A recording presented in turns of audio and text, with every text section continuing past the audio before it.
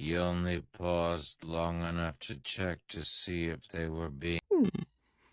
Okay, first of all, no hate to this creator. I understand the video. It's funny. Auditory processing speeds differ from person to person. Listen to audiobooks at whatever speed tickles your brain, be it slowed down or sped up.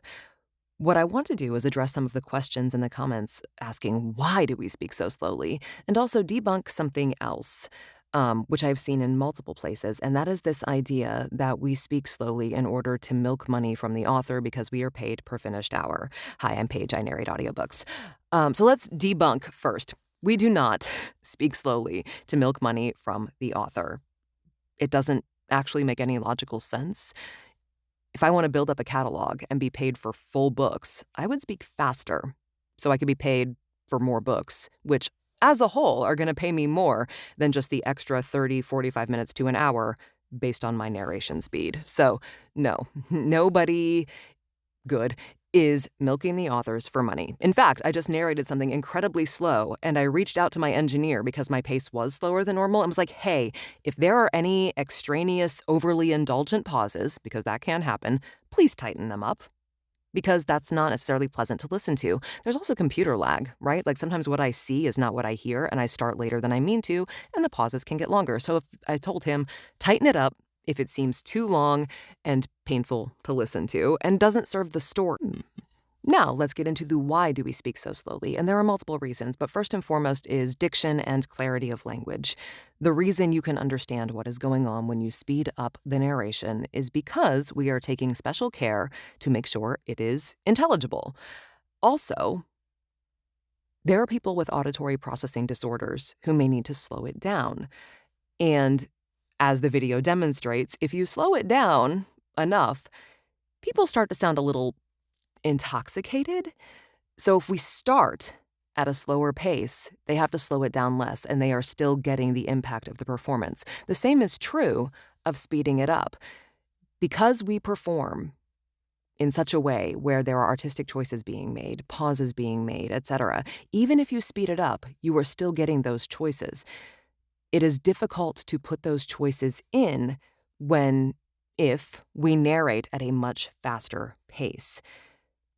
Also, I challenge you to read aloud a sentence, a paragraph, a page of a book. Put in those artistic choices and do it at the pace you read at.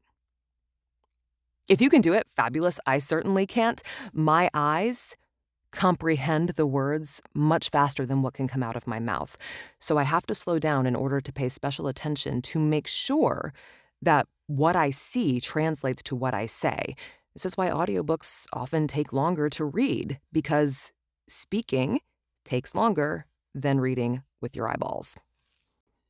Another thing that might inform this is genre or scenes that take place within the book. For example, emotional scenes or very emotional books might take longer, might have a slower pace to kind of sit with the emotions and ponder that than a spaceship action sequence, right? Like then there's like guns blazing and people are fighting. Like they serve different purposes. Suspense is not as scary without those pauses, even sped up. The reason that tension exists is because you don't know. There's anticipation. Same with like romance and slow burn. But then you might want a little bit faster back and forth for contemporary banter. So that is another thing narrators are also thinking about while still being clear and intelligible. I hope that all makes sense. I hope people realize that narrators aren't out here trying to milk authors because it doesn't serve us, it doesn't serve the text. And honestly, if we're narrating audiobooks to make money, to live, this is the blue-collar work of voiceover. We are paid the least to do the most amount of work, or at least long form, like it's a different style than animation and video games, and we are paid less for it. We don't do this unless we truly love to do it. And milking the author doesn't show that kind of love.